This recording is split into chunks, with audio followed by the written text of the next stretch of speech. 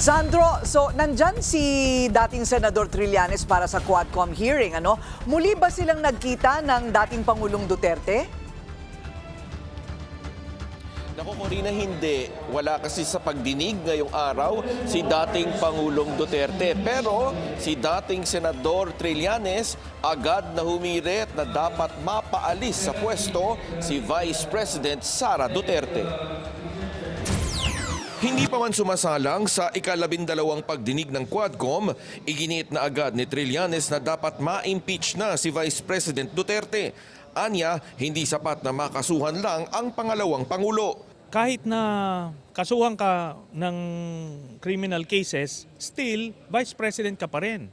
So anything that happens to the President, pwede ka pa rin maging Presidente. Git niya, sapat ng dahilan ng mga ikinikilos ng Vice Presidente nitong mga nakalipas na araw, kaya hinog na para alisin siya sa pwesto. Kailangan matanggal ito sa pwesto. Nakita nyo ba? Sabi ko may topak eh. Alam naman natin, hindi naman tayo psychiatrist, pero alam natin yung may topak at yung normal. Ito hindi to normal.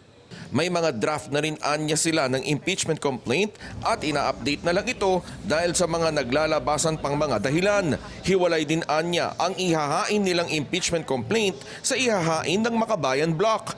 Giit pa niya, dapat bantayan mabuti ang ikinikilos ng mga Duterte at kanilang mga kaalyado at huwag maliitin ang kanilang mga isinasagawang pagkilos. Tiwala naman siya sa mga senior officers ng AFP na hindi sasali ang mga ito sa planong pagpapabagsak sa Administrasyong Marcos. Hindi na dapat makabalik sa pwesto itong mga Duterte kasi malaking perwisyo ang ginagawa nito sa bayan. Samantala, nasabon naman ng mga kongresista si PDEA Deputy Director General Renato Gumban dahil sa ipinakita nitong matrix na may koneksyon ang pogo at iligal na droga sa bansa. Sinabi nyo kanina, si Alan Lin ay involved sa illegal drugs. So, ang ibig bang sabihin, involved din si Senator Bongo sa drugs since kinonect nyo po siya. So, ano po yung ibig sabihin po nung araw nyo? According to our informant, they are just close friends. That's why we just put it there. They are just close friends. It is not specific that they are involved in drugs. That's why we have these incorporators, just to interlink them. And we are still digging that what we can have against these people. It is not yet complete, ma'am. Sorry po, Asek Gumban. Wag po kayong gagawa ng ganyang matrix na incriminating at kinokonek-connect nyo tapos ang title nyo ay illegal and pogo drugs connection. Sorry, Mr. Chair, maybe the title is wrong. It also would be wrong for you to include a person who is not involved in those alleged crimes. Asek Gumban.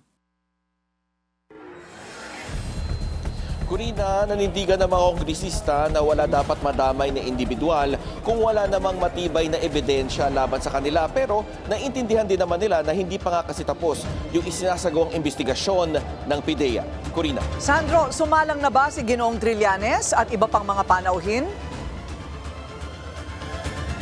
Corina, hindi pa rin sumasalang itong si dating Senador Trillanes pero nagpatikim siya sa media kanina kung ano yung kanyang magiging testimonya ngayong araw. At sabi nga niya ay iuugnay niya ang pamilya Duterte sa illegal na droga. Kung paano ito, aabangan natin sa kanyang testimonya. Corina. Okay, at yan ay ating hihintayin. Maraming salamat, Sandro Ochona.